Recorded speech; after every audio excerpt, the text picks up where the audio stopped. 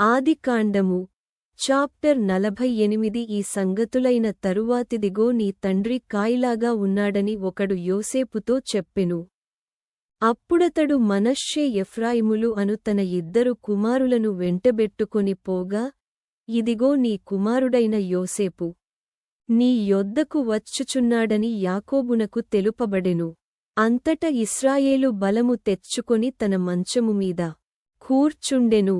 యోసేపును చూచి కనాను దేశమందలి లూజులో సర్వశక్తిగల దేవుడు నాకు కనబడి నన్ను ఆశీర్వదించి ఇదిగో నీకు సంతానాభివృద్ధి పొందించి నిన్ను విస్తరింపచేసి నీవు జనముల సమూహ మగునట్లు చేసి నీ తరువాత నీ సంతానమునకు ఈ దేశమును నిత్యస్వాస్థ్యముగా ఇచ్చెదనని సెలవిచ్చెన. ఇదిగో నేను ఐగుప్తునకు నీ యొద్దకు రాకమునుపు ఐగుప్తు దేశములో నీకు పుట్టిన నీ ఇద్దరు కుమారులు నా బిడ్డలే, రూబేను షిమ్యోనులవలే.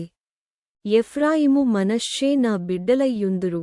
వారి తరువాత నీవు కనిన సంతానము నీదే. వారు తమ సహోదరుల స్వాస్థ్యమును బట్టి వారి పేళ్ల చొప్పున పిలువబడుదురు. పద్దనరాము నుండి నేను వచ్చుచున్నప్పుడు ఎఫ్రాతాకు ఇంక కొంత దూరమున నుండగా మార్గమున రాహేలు కనాను దేశములో నా ఎదుట మృతి పొందెను. అక్కడ బేత్లెహేమను ఎఫ్రాతా మార్గమున నేను ఆమెను పాతిపెట్టితినని యోసేపుతో చెప్పెను.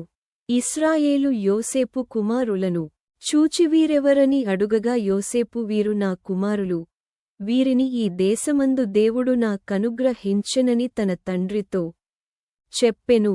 అందుకతడు నేను వారిని దీవించుటకు నా దగ్గరకు వారిని తీసుకొని రమ్మనెను. ఇశ్రాయేలు కన్నులు వృద్ధాప్యము వలన మందముగా ఉండెను గనుక అతడు చూడలేకపోయెను.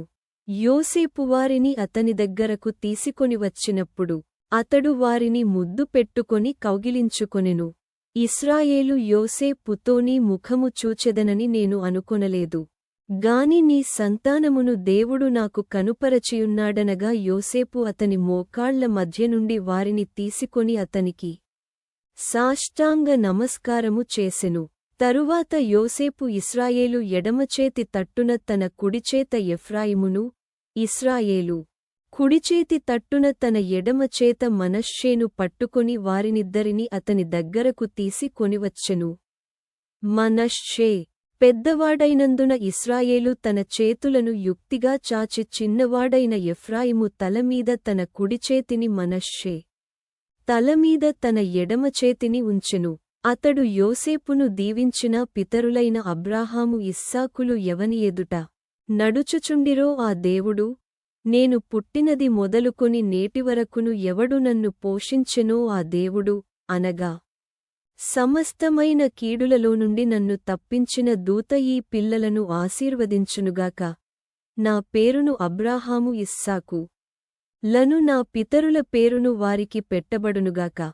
భూమియందు యోసేపు ఎఫ్రాయిము తలమీద తన తండ్రి కుడిచెయ్యి పెట్టుట చూచినప్పుడు అది అతనికిష్టము కాకపోయెను గనుక అతడు మనష్షే తలమీద పెట్టించవలెనని తన తండ్రి చెయ్యి ఎఫ్రాయిము తలమీద నుండి ఎత్తి నా తండ్రి అట్లు కాదు, ఇతడే పెద్దవాడు, నీ కుడిచెయ్యి ఇతని తలమీద పెట్టుమని చెప్పెను.